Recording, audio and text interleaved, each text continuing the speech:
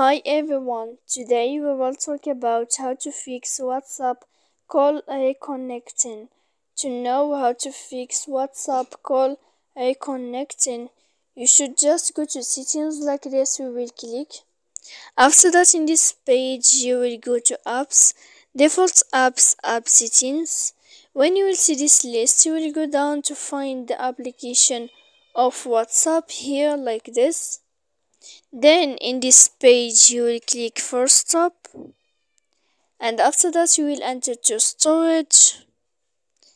Then here in this page you will click clear cache, and then you will click clear data, and after all that you can turn off your phone so that you can know how to fix a WhatsApp call reconnecting.